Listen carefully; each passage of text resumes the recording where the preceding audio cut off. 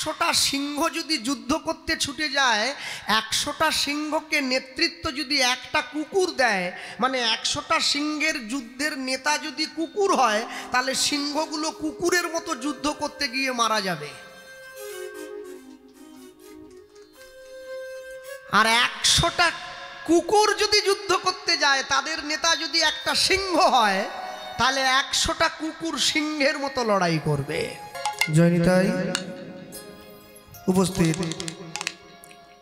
মহামহালীলা সংকীর্তন রূপী মহত্তর যজ্ঞানুষ্ঠান কীর্তন প্রারম্ভে এগুলো একটু কথার সময়, কীর্তন প্রারম্ভে নিকটস্থ দূরগত অনাহত আহত নিমন্ত্রিত অনিমন্ত্রিত যত ভক্তমণ্ডলী ভক্তিমতী মায়েরা আজকের এই মহত্তর লীলা কীর্তন মহত্তম কীর্তন অনুষ্ঠান ভগবানের গুণকথা লীলা কথা শুনবার জন্য উপস্থিত হয়েছেন, সকলা শ্রীচরণে শতকোটি দণ্ডবৎ প্রণাম। নিতাই গৌর প্রেমানন্দে হরি বল হরি বল। অনন্ত অনন্ত কোটি বিশ্ব ব্রহ্মাণ্ডের অনন্ত অনন্ত কোটি ভক্তবৃন্দের চরণে অনন্ত অনন্ত কোটি দণ্ডবৎ প্রণাম। সারা বিশ্বের যত মহামানব যারা সাকারে নিরাকারে আমাদের মাঝে ইতিউতি অবস্থান করছেন, সকল মহামানব বর্গের শ্রীচরণে শতকোটি দণ্ডবৎ প্রণাম। মানুষকে সম্মান দিলে সেই সম্মান ঈশ্বরে মেলে, সর্বশাস্ত্রে তাহার প্রমাণ পাই। কবিচণ্ডী দাস যিনি উচ্চকণ্ঠে বলেছেন, তিনি সবার উপরে মানুষ সত্য দেখো তাহার উপরে নাই। নিতাই গৌর প্রেমানন্দে হরি বল হরি বল। যে কলিকালের মাটিতে মানুষ পৃথিবীর মাটি থেকে চাঁদে চলে যাচ্ছে, মানুষ 7 সমুদ্র 13 নদী পাড়ি দিয়ে কত হিরে মণিক মাণিক্য অজানা গুপ্ত ধন সম্পদ তারা সংগ্রহ করে আনছে, সেই কলিকালের মাটিতে দাঁড়িয়ে ভগবানের লীলা গুণকথা শোনবার জন্যে এত ভক্তের সমাগম হয়েছে। এর জন্য এখনো বোঝা যায় যে মহাপ্রভুর কৃপা আমাদের উপরে এখনো রয়েছে। কারণ ভগবানের কৃপা ছাড়া কোনোদিন ভগবানের কথা বর্ণনা বা তার কথা আস্বাদন করা যায় না। দেখবেন যারা আমরা কীর্তন শুনতে আসি, আমাদেরকে যদি কেউ বলে যে কোথায় যাচ্ছ, আমরা বলি আমরা কীর্তন শুনতে যাচ্ছি। কীর্তন কোনোদিন শুনতে আসবেন না, কীর্তন আস্বাদন করতে আসবেন। শুনতে আসবেন নাটক থিয়েটার, শুনতে আসবেন হিন্দি গান বাংলা গান অনুরোধের গান। ভগবানের কথা মিশ্রিত যে কথা, সেই কথা কোনোদিন শোনা নয়, সেই কথা আস্বাদন হয়। ভগবানের কোনোদিন জন্ম হয় না, ভগবানের আবির্ভাব হয়। কারণ জন্ম হলে তার মৃত্যু হবে, ভগবানের আবির্ভাব হয়। আর ভগবানের তিরোভাব হয় না, ভগবানের আবির্ভাব হয় আর লীলা সম্বরণ হয়।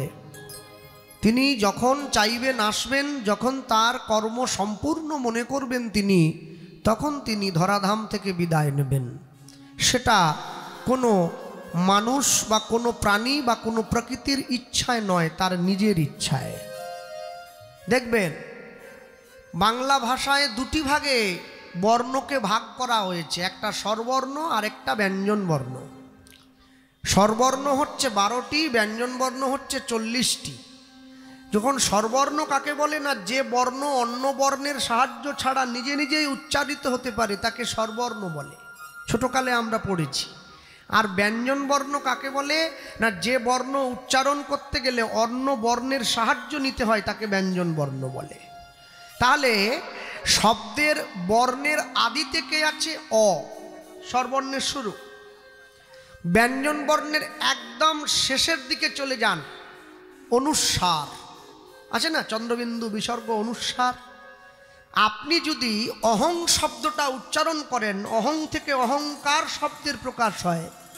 আপনি যদি অহং শব্দটা উচ্চারণ করেন, দেখবেন অহংয়ের শুরুতে অ আছে, শেষে অনুস্বার আছে। তাহলে অহংকার তারই সাজবে যে নিজে অহংকারের জন্ম দিয়েছে।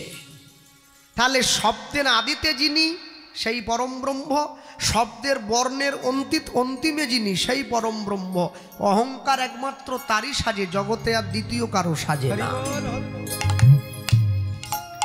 এই ব্যতীত জগতে দ্বিতীয় যদি কেউ অহংকার করে, তাহলে বুঝবেন তার পতন কিন্তু অবশ্যম্ভাবী। বিশ্ববিখ্যাত সৈনিক, যোদ্ধা, রাজা নেপোলিয়ন বোনাপার্ট, ইতিহাসের খাতায় যার নাম আমরা পড়েছি, যিনি ভারতবর্ষের মাটিতে এসে বলেছিলেন, সত্য সেলুকাস কি বিচিত্র এই দেশ। তিনি বলেছিলেন সেলুকাসের হাতে ধরে, বলে জানো তো 100টা সিংহ যদি যুদ্ধ করতে ছুটে যায়, 100টা সিংহকে নেতৃত্ব যদি একটা কুকুর দেয়, মানে 100টা সিংহের যুদ্ধের নেতা যদি কুকুর হয়, তাহলে সিংহগুলো কুকুরের মতো যুদ্ধ করতে গিয়ে মারা যাবে। আর 100টা কুকুর যদি যুদ্ধ করতে যায়, তাদের নেতা যদি একটা সিংহ হয়, তাহলে 100টা কুকুর সিংহের মতো লড়াই করবে। নিতাই গৌর প্রেমানন্দে হরিবোল হরিবোল। তাহলে আপনি যদি জগতের সর্বশ্রেষ্ঠ মানুষটাকে নিজের জীবন যুদ্ধের নেতা বানিয়ে রাখেন, আপনি সারা জীবন সিংহের মতো লড়াই করে বাঁচবেন, আপনাকে কেউ পিছু হটিয়ে দিতে পারবে। আর আপনি যদি সংসারের মেয়ে, বউ, স্বামী, স্ত্রী এদেরকে নেতা বানিয়ে নিজে পিছনে যান, তাহলে আপনি জীবন যুদ্ধে প্রত্যেকটা খেলাতে হেরে যাবেন। এটা একবারে আমি নিশ্চিত করে বলে দিতে পারি। কেন? গৌরাঙ্গ বলিতে হবে পুলক শরীর। ঈশ্বরের নাম শুনে যার অন্তর দোলা দেয়, যার অন্তরে প্রেম আসে। অনেক লোক ছিল আগেকার দিনে, তারা আমাদের বলতো, বলে জানিস যখন গ্রামে যাত্রা হয় না, ওই যাত্রা হওয়ার আগে 3 বার করে ঘন্টি বাজে, টং টং করে বাজে না, ওকে কি সিন পড়া নাকি বলে। তো কিছু কিছু বয়স্ক দাদু থাকে, আমি দাদুকে বলতে শুনতাম আগেকার দিনে, বলে যখনই ওই বাঁশিটা প করে বেরিয়ে ওঠে না, আমাকে যেন টানে, আমি আর থাকতে পারি না, ছুটে চলি। তা যাত্রার বাঁশি তোমাকে টেনে নিয়ে গেল, ভগবানের নাম তোমাকে যেদিন টানবে, সেদিন তুমি বুঝবে তোমার অন্তরে প্রেম জন্মে গেছে।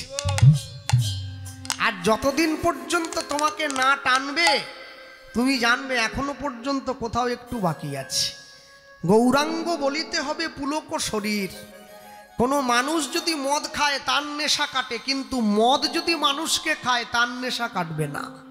যে লোক সংসার করছে সে সংসার থেকে বেরোতে পারবে, কিন্তু যার মধ্যে সংসার ঢুকে পড়েছে সে কোনোদিন বেরোতে পারবে না।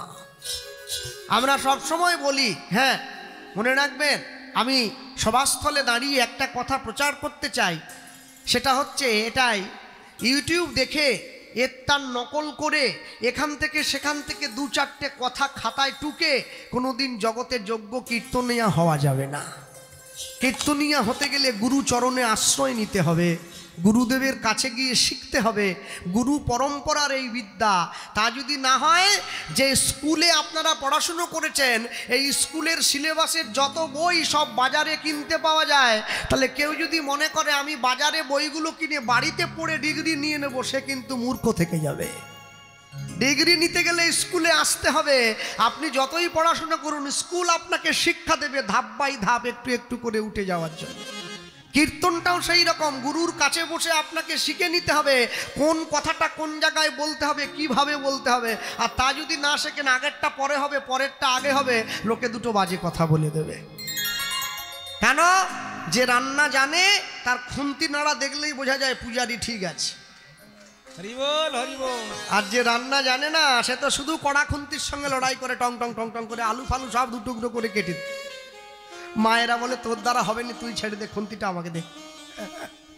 হরি হরি বলিতে নয়নে ববে নীর। যেদিনকে তোমার অন্তরে প্রেম জাগবে, যেদিন তোমার অন্তরে ভালোবাসা পূর্ণ হবে, সেদিন তুমি জানবে তোমার চোখ দিয়ে জল বেরিয়ে আসছে ভগবানের নাম শুনে। হ্যাঁ, আমি ছোটকালে একজন কীর্তনীয়ার কীর্তন শুনেছিলাম, অনেক ছোট বয়সে। তিনি বর্তমান দিনে এখনো বেঁচে আছেন, তবে তার বয়স হয়ে গেছে অনেক। ওই কলকাতায় বাড়ি, তার নাম হচ্ছে শ্রদ্ধেয় শ্রী নিত্যানন্দ দাস অধিকারী মহাশয়। আমি যখন তার কীর্তন শুনতে গিয়েছিলাম, আমি দেখছি তিনি কীর্তন আসরে দাঁড়িয়ে কীর্তন করার ছলে যখনই হা গৌর বলে বলছেন, তার চোখের জলটা গড়িয়ে পড়ছে না, চোখের জলটা ফিনকি দিয়ে গিয়ে ভক্তদের চরণে পড়ছে।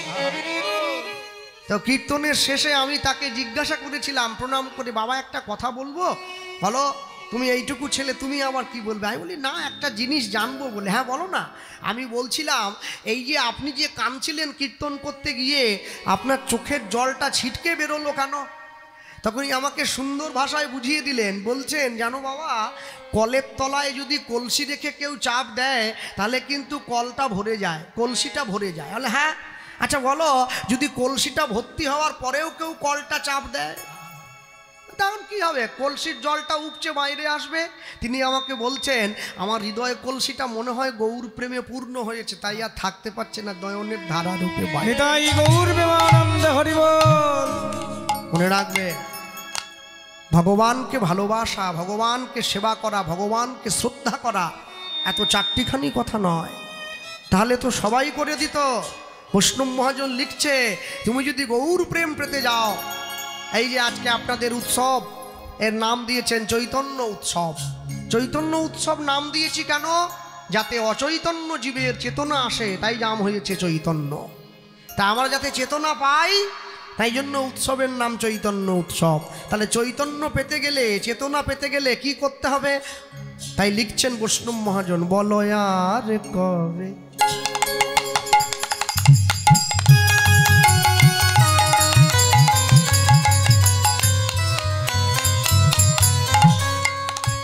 বলো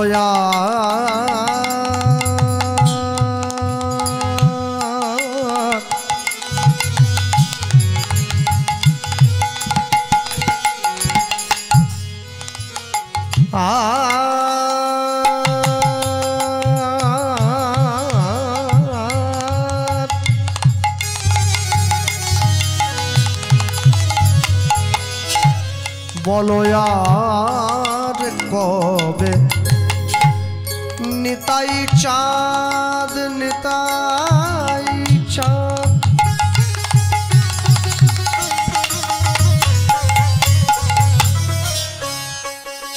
আমায় করুণা, আমায় করুণা, করুণা, করুণা করিবে।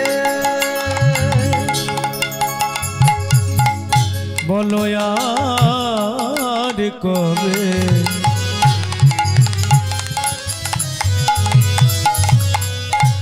নিতাই চাঁদ, নিতাই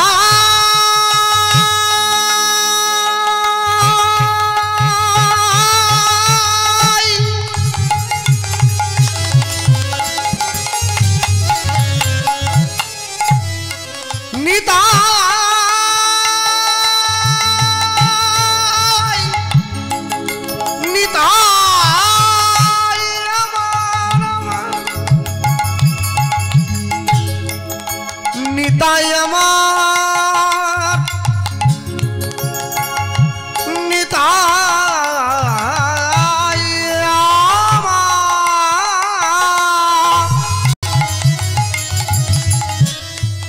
নিতাই আমার, নিতাই,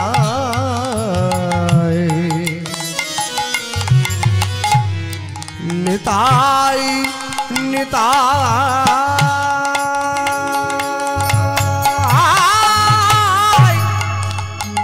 নিতাই, কবে নিতাই চাঁদ,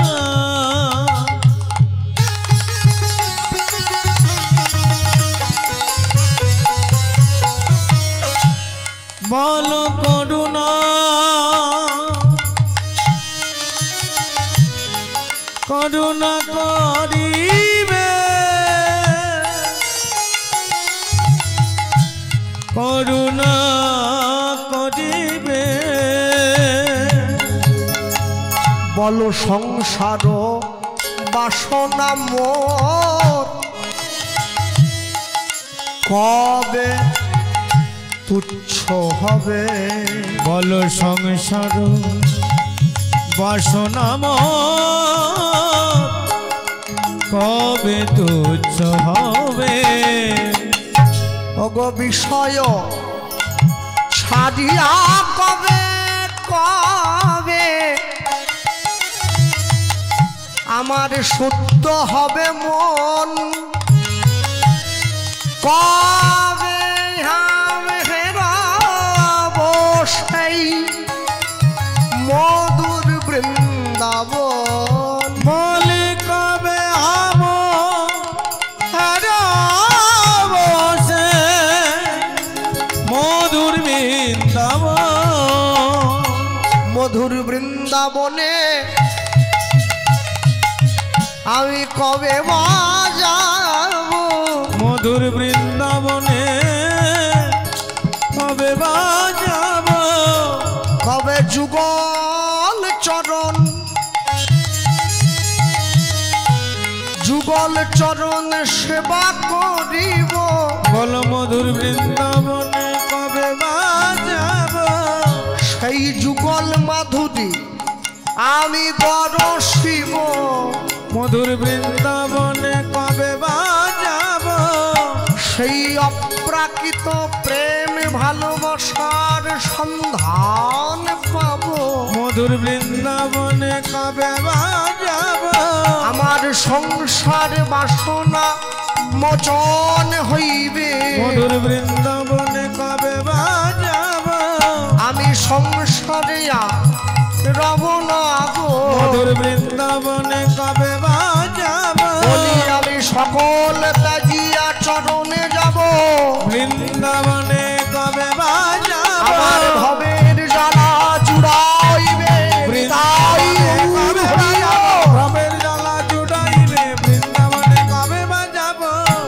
বৃন্দাবনে কবে বাজাব? কবে যাব হে রব মধুর বৃন্দাবন? বলি কবে যাব হে রব মধুর বৃন্দাবন? মানুষ পয়সা দিয়ে অনেক বড় একটা বাড়ি তৈরি করতে পারে, পয়সা দিয়ে কোনোদিনও শান্তি কিনতে পারবে না। পয়সা দিয়ে বাজার থেকে অনেক দামি বই কিনে আনা যায়, বিদ্যা কোনোদিন কিনতে পাওয়া যায় না। পয়সা দিয়ে বাজার থেকে অনেক দামি একটা পালঙ্ক কিনে আনা যায়, পয়সা দিয়ে কোনোদিনও ঘুম কিনতে পাওয়া যায় না। পয়সা দিয়ে বাজার থেকে অনেক দামি দামি সোনার গহনা কিনে আনা যায়, কিন্তু পয়সা দিয়ে কোনোদিনও দৈহিক সৌন্দর্য কিনতে পাওয়া যায় না। পয়সা দিয়ে বাজার থেকে অনেক দামি একটা পালঙ্ক কিনে আনা যায়, কিন্তু ঘুম কোনোদিন কিনতে পাওয়া যায় না। আর পয়সা দিয়ে ভালো ভালো পোশাক কিনে পরে ভালো মানুষ সাজার অভিনয় করা যায়, মনুষ্যত্ব কোনোদিন কিনতে পাওয়া যায় না।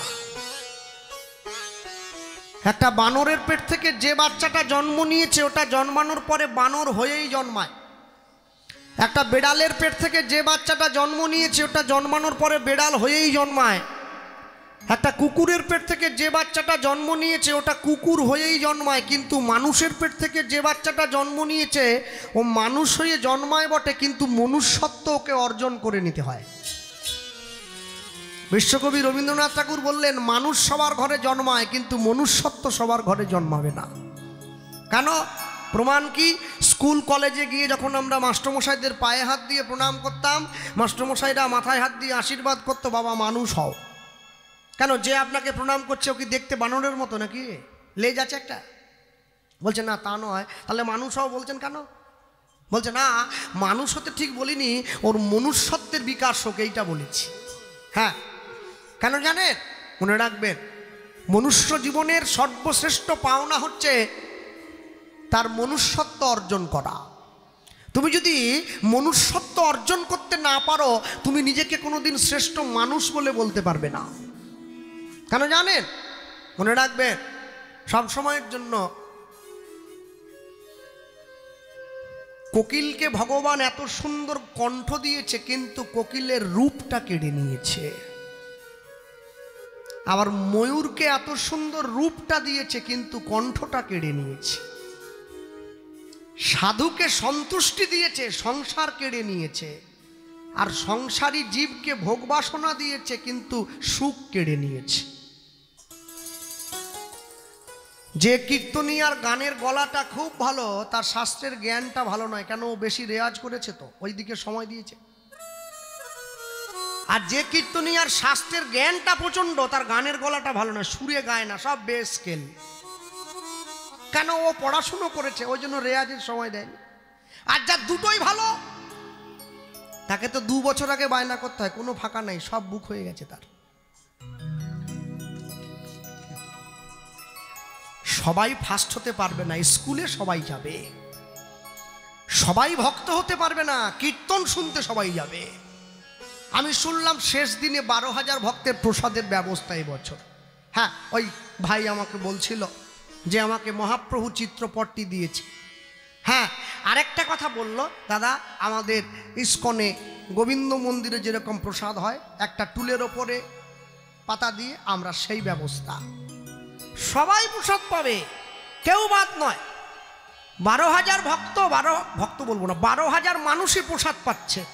কিন্তু 12,000 যে প্রসাদ পাচ্ছে, বিচার করে দেখবেন 12,000 লোকের অন্তরে কি কৃষ্ণ প্রেম তৈরি হয়ে যাবে? হবে না। কেন? কেউ আসবে প্রসাদ কেমন হয়েছে দেখবো, কেউ আসবে গতবারের থেকে আইটেম বেশি আছে কিনা দেখবো, কেউ আসবে নুন বেশি কিনা দেখবো, কেউ আসবে ভুল ধরবো কিনা দেখবো, কেউ আসবে ভগবান যা পেয়েছে সেইটা নিতেই আমি যাব। হরি বল, হরি বল। আপনি ঠিক করবেন আপনি কোন মনোভাব নিয়ে যাবেন। হ্যাঁ, কেন জানে? বাড়ির কাছে আমি কীর্তন গাই না, আমার বাড়ির সামনাসামনি। কেন? গ্রামের লোক, গ্রামের যোগী নাকি ভিক্ষা পায় না, শুনেছি আর কি। হ্যাঁ, তা এটা তো আমার বাড়ির কাছে নয়, সিদ্ধাবাজার আমার বাড়ি থেকে বেশ কিছুটা দূরে। তা এবছর ওই আমার বাড়ি থেকে একটু দূরে ওই আষাঢ়ি বলে একটা জায়গা আছে, ওই আষাঢ়ির পরে লোয়াদার দিকে যেতে একটা জায়গা আছে, ওর নাম দাবাদাড়ি বলে, ওখানে কীর্তন হয়। তো ওই কমিটি আমাকে এবছর তারা বায়না করেছিল, তা আমি বললাম হ্যাঁ রে, আমাকে নিয়ে যাসনি, আমি এলাকার লোক, এই লোকগুলি তো যাবে শুনতে। বলে আচ্ছা তো চলে আয় না, সবাই যাবে বলে তুই চলে আয়। তা গেছি, তারপরে কীর্তনে প্রচণ্ড শ্রোতা হয়েছে। এবার আমি আসর থেকে নেমে যাচ্ছি, আমার এলাকার 3-4টে টোটোওয়ালা তারা আমায় ধরেছে। ওরা বাজারে টোটো চালা, সবসময় আমায় দেখে, এই তো গোপাল বাজার করতে যাচ্ছে, এই তো সবজি বাজার, এই তো মুদিখানা বাজার। ওরা আমায় ধরেছে, ওরা বলছে একটা কথা বলবো। বলে হ্যাঁ বলো। বলে গান খুব ভালো হয়েছে। আমি মনে মনে ভাবছি যাক, তো গ্রামের লোক ভালো বলছে। বলছে একটা ভুল ধরবো। আমি মনে মনে ভাবছিলাম এই অপেক্ষাতেই ছিলাম, ভুল একটা বের করবে ওরা। ওরা দাঁড়িয়ে আছে ওই জন্য। নিন্দুকের কাজই নিন্দা করা, আপনি যত নাম পাবেন না। আরে কি ভুল? বলে না ঠিকই আছে পাঞ্জাবিটা, আর একটু যদি বড় হতো না, 2 গাঁট, 2টো গাঁট পাঞ্জাবি, মানে আর একটু বড় হলে একবারে 100। আমি হ্যাঁ রে, আর একটু বড় হলে তো পড়ে যেতাম। বলে তুই পড়ে যা, পাঞ্জাবিটা বড় থাক। আমি তখন বুঝলাম নিন্দুকের কাজ হচ্ছে নিন্দা করা। হ্যাঁ, নিন্দুকের কর্মটাই নিন্দা করা। কেন? মনে রাখবেন, ছেলে যখন ভালোবেসে মেয়েটার কাছে গিয়ে বলেছিল তোমার বাবাকে বলবে আমি তোমাকে কোনো দাবি ছাড়াই বিয়ে করে নিয়ে যাব, মেয়ের বাবাও বড় খুশি, মেয়ের মাও বড় খুশি। কেন? মেয়ের বাবা তো ট্রেনে হকারি করে সংসার চালিয়েছে, মেয়েকে মানুষ করেছে। যথাদিনে বড় ছেলে উকিলের চাকরি করে, বড় উকিল, মেয়েকে বিয়ে করতে গেছে, নিজের পয়সায় সোনা কিনে মেয়েকে সাজিয়ে বৌমা নিয়ে আসছে। বরযাত্রী যারা গিয়েছিল তারা খাওয়া দাওয়ার পরে দাঁত কুটোতে কুটোতে এসে বলছে পটলের সবজিতে এত নুন হয়ে গেছে না, আগে যদি জানতাম আমাদের ওখান থেকে রাঁধুনি পর্যন্ত নিয়ে আসতাম। আর এই যে অপমান করেছে, অপমানটা শুনে মেয়েটার চোখে জল এসে গেছে। বাবাকে গিয়ে বলছে বাবা তুমি কাঁদছো কেন? বলে মা আমি তো গরিব, সারা জীবন ট্রেনে হকারি করে যা পয়সা জমা করেছিলাম তোর বিয়েতে খরচা করেছি, কিন্তু দেখ আমি গরিব বলে ওরা আমায় কথা শোনাচ্ছে। সেই মেয়ে, বাবার মেয়ে গিয়ে সমস্ত বরযাত্রীদের কাছে দাঁড়িয়ে বলছে আপনারা ঠিক বলেছেন, পটলের সবজিতে নুন বেশি হয়েছে। কেন হয়েছে জানেন? কেন? আমার বাবা সারা জীবন মাথার ঘাম পায়ে ফেলে এই পয়সাটুকু রোজগার করেছে, আর আজকে তার একমাত্র মেয়ের বিয়েতে তার সর্বস্ব খরচা করে দিতে গিয়ে তার চোখের জলটা পড়েছে। চোখের জলের স্বাদ হচ্ছে নুনচি রঙের, ওই চোখের জলটা, ওই নুনচি চোখের জল গিয়ে তরকারিতে পড়েছে, তাই জন্য তরকারির নুনটা বেশি হয়ে গেছে। তাই দয়া করে আপনারা আমার বাবাকে ভুল বুঝবেন না। আমি আমার বাবাকে বলবো, আমার বাবা যেন আর কোনোদিনও নিজের কোনো বাবাকে শিক্ষা না দেয় তোমরা মেয়ের বিয়ে দিতে গিয়ে কারো ভুল ধরো না। মনে রাখবে, মানুষ জীবনে যাই করুক, সে যেভাবে যেমনভাবে চলুক, লক্ষ্যটা তার ঠিক রাখতে হবে। কেন শিশুর দেখি যে লক্ষ্য মাতৃ দুগ্ধ পানে, দুগ্ধ পানে মাতালের লক্ষ্য শুধু মদের সন্ধানে, মদের সন্ধানে শকুনের লক্ষ্য শুধু ভাগাড়ের সন্ধান, ভাগাড়ের সন্ধান, বানরের লক্ষ্য দেখি ফলেরই বাগান, ফলেরই বাগান, শৃগালের লক্ষ্য দেখি মরা নিয়ে টানাটানি, টানাটানি, নিন্দুকের লক্ষ্য শুধু পরনিন্দা গ্লানি, পরনিন্দা গ্লানি, সতী খুঁজে পজিবারে পতির চরণ, পতির চরণ, অসতীর লক্ষ্য হরে কিসে পরের মন, কিসে পরের মন, এই জগতে বারে বারে যেদিকেতে যায়, যেদিকেতে যায়, পৃথক পৃথক লক্ষ্যের মানুষ দেখিবারে পাই, দেখিবারে পায়, কারো লক্ষ্য উচ্চ কারো নিচ, অতি ঘৃণ্য, অতি ঘৃণ্য, কেহ বা বিদ্রুপের পাত্র, কেহ ধন্য ধন্য, ধন্য ধন্য, সব লক্ষ্য মাঝে কার লক্ষ্য শ্রেষ্ঠ বলে মানি, শ্রেষ্ঠ বলে মানি, যার লক্ষ্য আমার মহাপ্রভুর রাঙা চরণ দুখানি, চরণ দুখানি।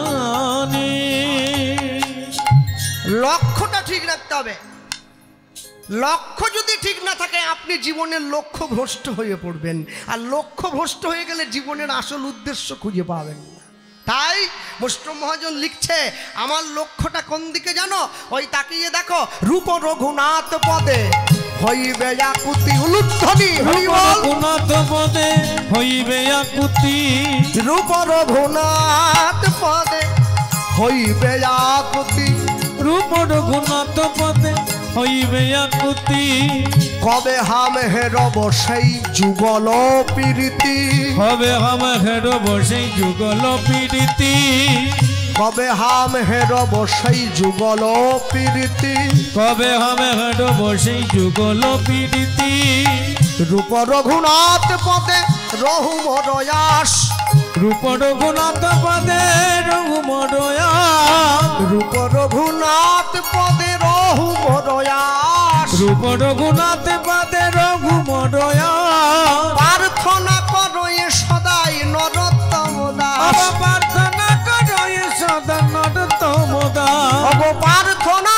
করো এ সদাই নরোত্তম দাস, প্রার্থনা করো এ সদা নরোত্তম দাস। বলি আমার ভাগ্যে হলো না গো, আমার ভাগ্যে হলো না গো, আমার ভাগ্যে হলো না গো, আমার ভাগ্যে হলো না বলি গো, এমন চৈতন্য অবতারে আমার ভাগ্যে হলো না গো, আমি অচৈতন্য পড়ে রইলাম, আমার ভাগ্যে হলো না বলি গো, চৈতন্য অবতারে নিতাই গৌর হরি আমার বল। ভাগ্য হলো না গো, চৈতন্য অবতারে আমার ভাগ্যে হলো না গো, আমার ভাগ্যে হলো না গো, প্রার্থনা করো এ সদা নরোত্তম দাস, ও গো প্রার্থনা করো এ সদা নরোত্তম দাস।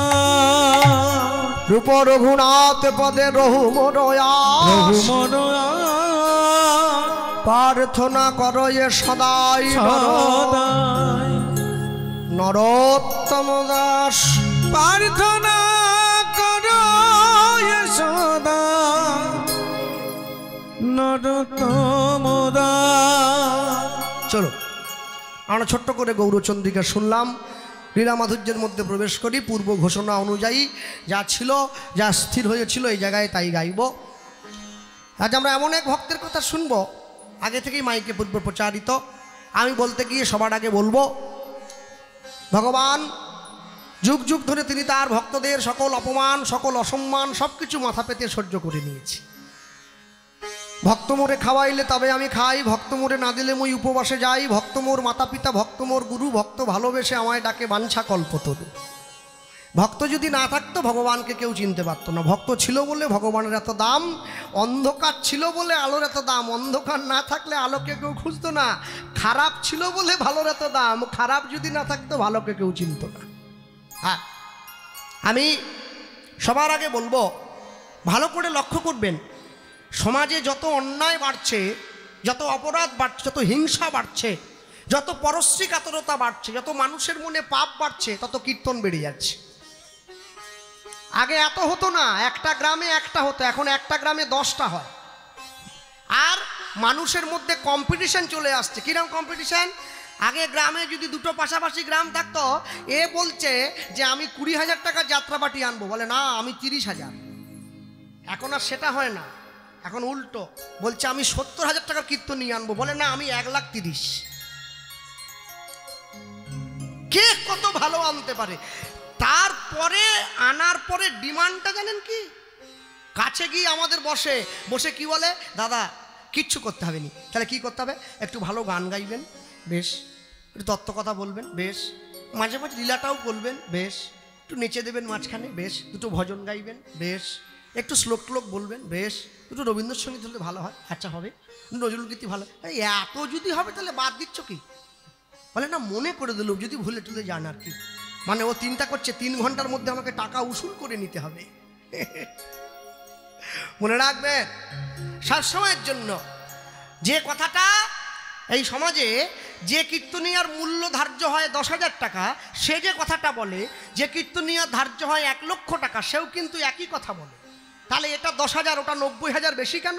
আমার কেন নয়, তার কেন অত বেশি? হিংসে করার কিছু নেই। বেশি কেন জানেন? পরিবেশনের তারতম্য আছে। যার পরিবেশন যত মধুর, তার পরিবেশনের দাম তত বেশি। যে গান অরিজিৎ সিং গায়, সে গানই আমাদের পাড়ার ছেলে বল্টু গাইছে।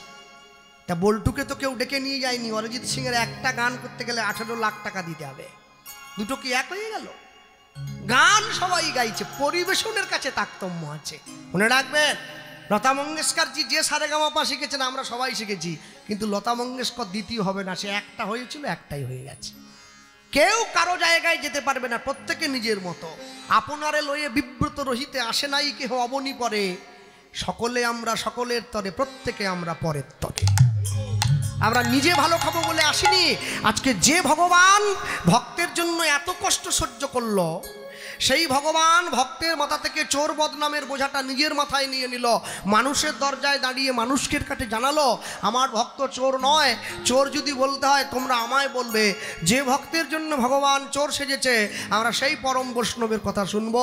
লীলা মাধুর্য পরম বৈষ্ণব শ্রীল মাধব দাস গোস্বামীর জীবনী কথা। নিতাই গৌর প্রেমানন্দে হরিবোল হরিবোল। হ্যাঁ, আর আমি সবার আগে বলতে গিয়ে বলবো, মায়েদেরকে বেশি ভয়।